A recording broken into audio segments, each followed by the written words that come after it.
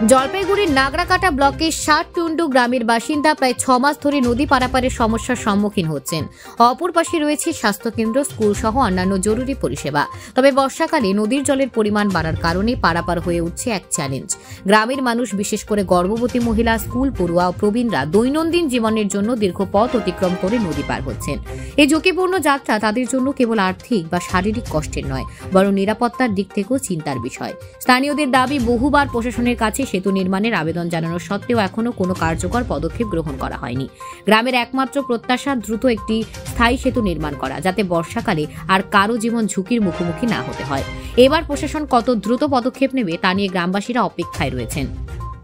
Bureau report, news prime Times.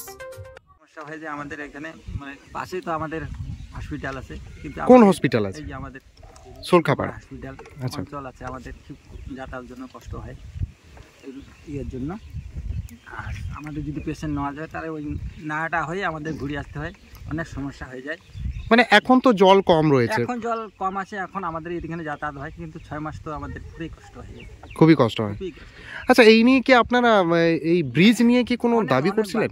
অনেকবার করেছি, 2টা এমপি চলে গেল, জনবার্লা চলে গেল, সবাই অনেক ইয়ে করছে, কিন্তু কি সফল হয়নি। সামনে তো ভোট আসতেছে, কি মনে হয় হবে ব্রিজটা? আশা তো করতেছি, কিন্তু কি হবে না আমি বলবো।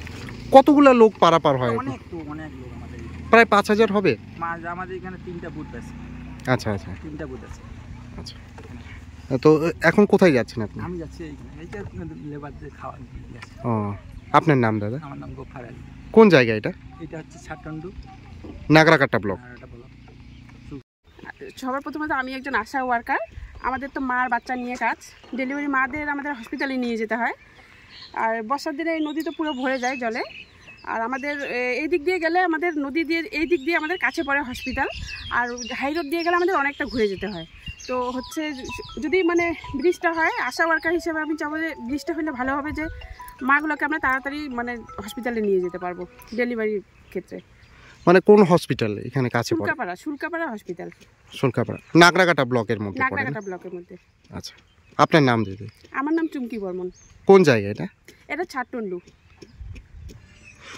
কত বাড়িঘর রয়েছে ওপারে? বাড়িঘর পপুলেশন তো আমাদের এই সাইডে এই নদী দিয়ে যাতায়াত করে মোটামুটি 4,500-5 হাজারের মতো আছে লোক সংখ্যা। হ্যাঁ, লোক সংখ্যা। তার মধ্যে তো স্কুল ছাত্ররাও? হ্যাঁ, স্কুল ছাত্ররা এইদিকে হাই স্কুলে, শুল্কাপাড়া হাই স্কুল যে আছে সেখানে যায়। ওই ছাত্রগুলোও খুব কষ্ট করে স্কুলে যায়, মানে বর্ষার দিনে ওদেরকেও অনেকটা ঘুরে যেতে লাগে স্কুলে। অনেক সময় হয় কি যে মানে ওই হাই রোড দিয়ে গেলে তো গাড়িতে যেতে হয়, তো মানে সেক্ষেত্রে ভাড়াটারও একটা ব্যাপার থাকে, মানে বাস ভাড়ার। অনেক ক্ষেত্রে সেই ক্ষেত্রে বাচ্চাগুলো স্কুলেও যেতে পারে না বর্ষার দিনে।